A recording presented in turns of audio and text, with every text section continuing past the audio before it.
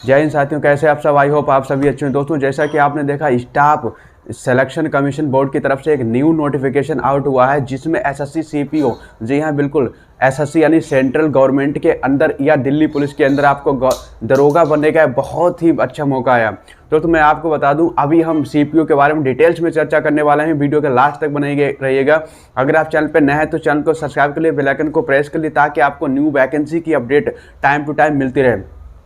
दोस्तों, SSC CPO का notification out हुआ है जिसमें मैं फुल डिटेल्स के बारे में बताने वाला हूं कि इसका जो है कब से ऑनलाइन स्टार्ट होगा और लास्ट डेट क्या है, उसका बाद में फिजिकल एलिजिबिलिटी क्या है, फी क्या है, फुल डिटेल्स के बारे में चर्चा करने वाले हैं। वीडियो के लास्ट तक बनिएगा। तो चलिए बात करते हैं इसके वैकेंसी के बारे में। आप देख सकते हैं एसएससी सीपीओ वैकेंसी 2024, ठीक है। इसमें देखिए ऑनलाइन डेट कब से, इसका ऑनलाइन फॉर्म कब से स्टार्ट हो जाएगा, तो आपको पता है 4/3 यानी 4 मार्च 2024, 4 तारीख से, यानी आज कितनी है, 5 तारीख है, कल से इसका फॉर्म जो है ऑनलाइन स्टार्ट हो चुका है।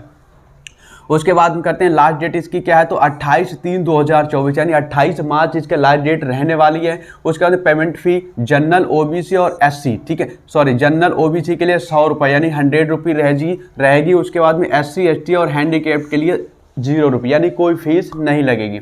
उसके बाद में बात करते हैं इसका एग्ज़ाम कब होने की पॉसिबिलिटी। इसका जो एग्ज़ाम टियर 1 है वो 9 से 13 मई यानी 9 तारीख से और 9/5, ठीक है, 9/5 से 13/5/2024 तक होगा। अभी आपके पास जो है 2 महीने यानी कि मार्च और अप्रैल है। उसके बाद 9 तारीख से स्टार्ट हो जाएगा इसका एग्जाम। उसके बाद इसमें करेक्शन होगा, बिल्कुल, अगर आपने फॉर्म में किसी प्रकार की मिस्टेक कर दी है, ठीक है, तो आप इसकी विंडो खुलेगी 30 से 31 मार्च के बीच में इसकी विंडो खुलेगी और आप इसमें जो है अपना फॉर्म में करेक्शन कर सकते हैं। उसके बाद में बात करते हैं कि पोस्ट नेम क्या है, टोटल वैकेंसी क्या और इसकी योग्यता क्या रहने वाली है, यानी कि कितनी योग्यता होगी तो इसके लिए हम एलिजिबल होंगे। तो बात करते हैं कि दिल्ली पुलिस, इसमें लिखा है sub inspector in Delhi and central government, यानी कि दिल्ली पुलिस के लिए आप सब इंस्पेक्टर बन सकते हैं या सेंट्रल गवर्नमेंट के अंदर भी आप सब इंस्पेक्टर बन सकते हैं। इसके लिए योग्यता क्या होनी चाहिए, इसमें टोटल जो पोस्ट है 4187 पोस्ट है, ठीक है, 4187 पोस्ट रहने वाली हैं। और दिल्ली पुलिस में अगर आप दिल्ली एसआई में डालना चाहते हैं तो आपके पास बैचलर होनी चाहिए, बैचलर डिग्री, चाहे आपने ग्रेजुएशन किसी भी साइड से कर रखा, साइंस स्ट्रीम से या आर्ट स्ट्रीम से, किसी से भी कर रखा हो, तो आप उसके लिए एलिजिबल होंगे। प्लस दिल्ली के लिए स्पेशल ये है कि आपके पास लाइसेंस होना अनिवार्य है, ठीक है। उसके बाद में बात करते हैं अदर, यानी सेंट्रल गवर्नमेंट के अंदर आप अप्लाई करते हैं तो आपके पास बैचलर डिग्री होनी चाहिए, कोई भी साइड से हो, चाहे आप किसी से भी, कोई भी स्ट्रीम हो, आप इसके लिए एलिजिबल रहने वाले, ठीक है। उसके बाद में दोस्तों हम बात करते हैं फोर्स नेम, यानी कौन कौन सी वैकेंसी है और किस पोस्ट पे कितनी वैकेंसी है, ठीक है। आप बात करते हैं कि दिल्ली पुलिस सब इंस्पेक्टर के लिए आपके मेल के लिए 125 हैं और फीमेल के लिए 61 यानी 61 रहेगी। उसके बाद बीएसएफ में जो देखेंगे, अगर आप बीएसएफ में 847 मेल के लिए हैं और फीमेल के लिए कितनी है, 245 हैं। सीआईएसएफ के लिए आपकी मेल के लिए 1437 हैं और फीमेल के लिए 160 हैं, ठीक है। अगले बात करते हैं सीआरपीएफ के लिए, मेल के लिए 1113 रहेंगी और फीमेल के लिए 59 यानी 59 रहने वाले, ठीक है।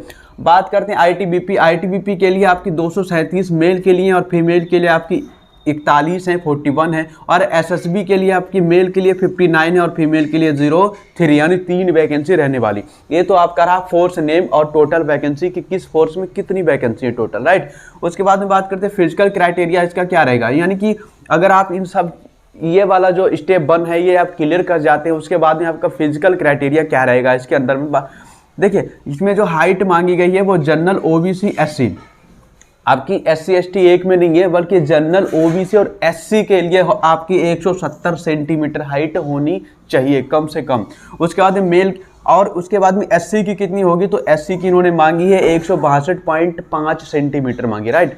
उसके बाद में बात करें फीमेल के लिए हाइट कितनी होनी चाहिए दोस्तों, अगर जनरल ओबीसी और एससी में आते हैं आप तो आपकी हाइट जो है कम से कम 157 सेंटीमीटर होनी चाहिए। उसके बाद एसटी के लिए कितनी होनी चाहिए, फीमेल में एसटी के लिए 154 सेंटीमीटर होनी चाहिए, फीमेल की बात कर रहा हूँ। आगे बात करता हूँ चेस्ट कितना होना चाहिए, तो चेस्ट जनरल ओबीसी और एससी के लिए आपका 80 से 85 सेंटीमीटर, 85 सेंटीमीटर आपका होना चाहिए जनरल ओबीसी एससी के लिए। मेल की बात कर रहा हूँ चेस्ट, और फीमेल का चेस्ट मेजरमेंट नहीं होता है, ठीक है। उसके बाद एसटी के लिए चेस्ट कितना होना चाहिए, 77 to 82 सेंटीमीटर यानी 77 से 82 सेंटीमीटर आपका चेस्ट होना चाहिए एसटी के लिए। रनिंग प्रोसेस क्या रहेगा दोस्तों, रनिंग का जो प्रोसेस है वो मेल के लिए आपकी 100 मीटर होगी। कितनी, 100 मीटर 16 सेकेंड में, चाहे आप जनरल हो, ओबीसी हो, एससी हो, एसटी हो। रनिंग प्रोसेस आपका बिल्कुल सेम है, 100 मीटर आपको करनी है 16 सेकेंड में, नहीं 16 सेकेंड में मारनी है। उसके बाद फीमेल के लिए कितनी है, 100 मीटर मारनी है आपको 18 सेकंड में, चाहे किसी भी कैटेगरी हो, general, OBC, SC, ST. Running का प्रोसेस आपका सेम रहेगा। उसके बाद में बात करते हैं दोस्तों जंप की। जंप आपकी 2 टाइप से होगी, एक तो आपकी लॉन्ग जंप होगी और दूसरी आपकी होगी हाई। ठीक है, लॉन्ग जंप है मेल के लिए और फीमेल के लिए। लॉन्ग जंप है मेल के लिए आपकी 3.65 मीटर होगी और फीमेल के लिए 2.7 मीटर होगी। ठीक है, ये लॉन्ग जंप है। हाई जंप है आपकी 1.2 मीटर होगी। जनरल यानी कि जनरल, ओबीसी, एससी, एसटी कोई भी कैटेगरी में आपको सेम कंडीशन है फिजिकल में। ठीक है, खाली आपका जो है हाइट में इसका जो है कंडीशन दे रखी है, वहाँ की आपका सेम रहेगा, एससी, एसटी, ओबीसी, जनरल, चाहे गर्ल्स हो चाहे बॉयज हो। ठीक है, उसके बाद हाइट की, हाई जंप की बात करूँ तो 1.2 मीटर रहेगी और फीमेल की रहेगी 0.9 मीटर। तो दोस्तों आप वैकेंसी का पूरा डिटेल समझ चुके होंगे। अगर आपने भी ग्रेजुएशन कर रखा है, आपके पास लाइसेंस है, तो बहुत अच्छी बात है। अगर नहीं है तो अदर के लिए आप अप्लाई कर सकते हैं। अगर आप इस वैकेंसी के एलिजिबल हैं तो एक दरोगा बनने का बहुत अच्छा मौका है सेंट्रल गवर्नमेंट के अंदर और दिल्ली पुलिस के अंदर। ठीक है, तो आई होप ये वीडियो आपको बहुत अच्छी लगी होगी। अगर वीडियो अच्छी लगी हो तो वीडियो को शेयर करना ना भूलें। जय हिंद, जय भारत।